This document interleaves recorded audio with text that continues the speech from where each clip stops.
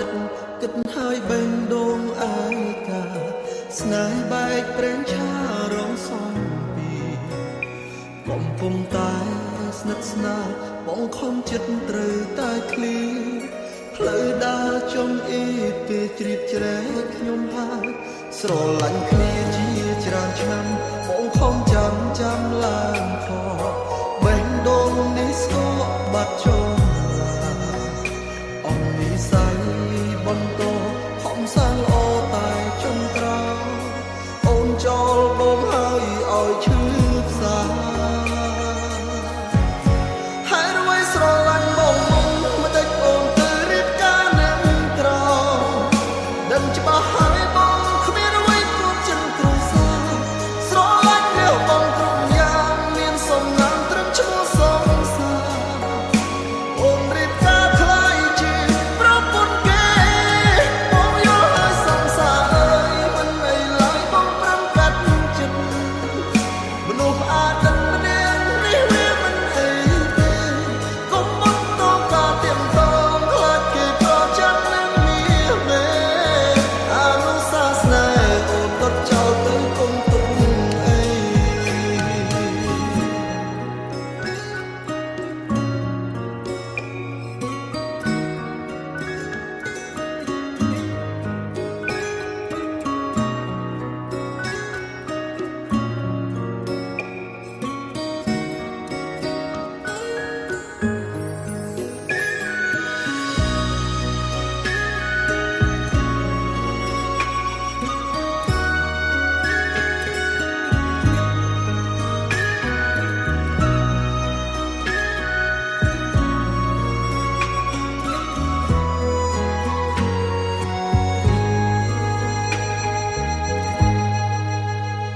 សល់ស្រមោ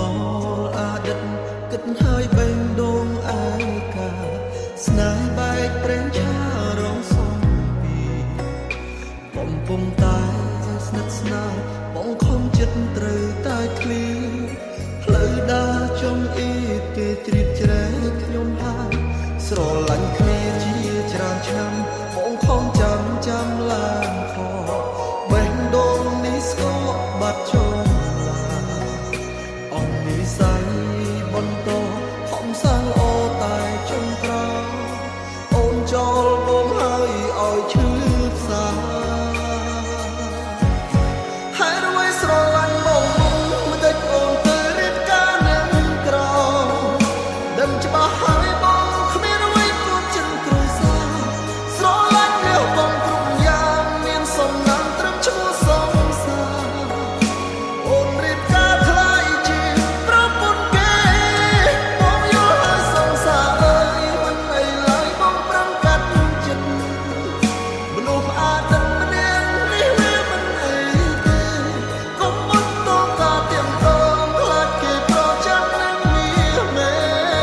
អនុសាសនាអូនក៏ចោលទៅកុំទុកអីហើយរយស្រឡាញ់បងមិនដេចអូនទៅរៀបការនឹងក្រ